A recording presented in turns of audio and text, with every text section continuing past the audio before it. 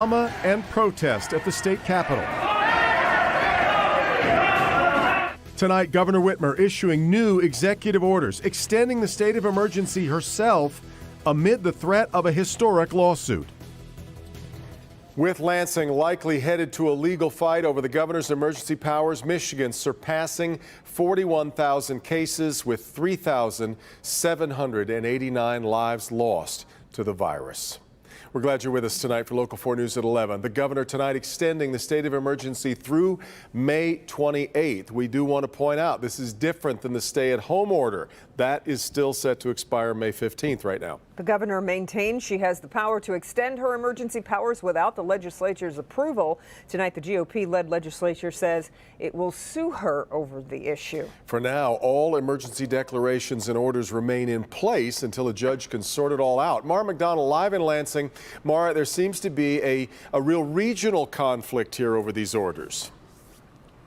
Devin, you're right. You know, listening to one of the senators from the Upper Peninsula who said they're not suffering from COVID-19 up there. They are suffering from the economic wreckage this virus is doing to the economy. It is clear that there is a lot of frustration from communities outside of Metro Detroit over how this whole thing is being handled.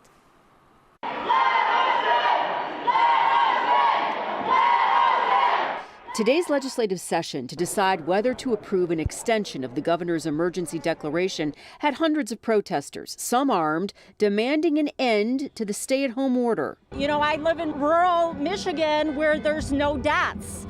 Why are we locked down? It has not been a warm and fuzzy week in Lansing between the governor and the GOP-led legislature.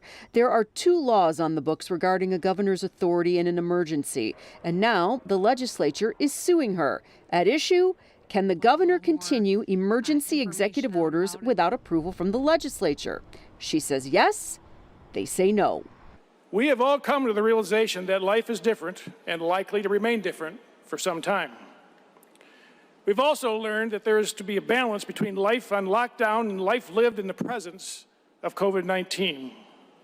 We can no longer allow one person to make decisions for 10 million people.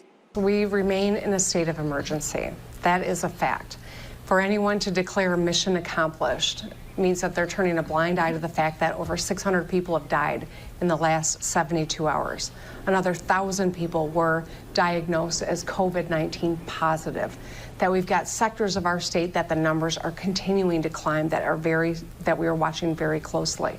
So everyone's entitled to their opinion. But I am not going to make decisions about our public health based on political games. Back here live, the governor has been under increasing pressure to ease up on some of these restrictions, and she has. Golfing, boating, nurseries, landscaping, to name a few. But there is clearly frustration over the rapidity at which some of this is being done. We're live at the Capitol tonight. Mara McDonald, back to you. Yeah. All right, Mara, we'll stay on it. Kim? We will. Well.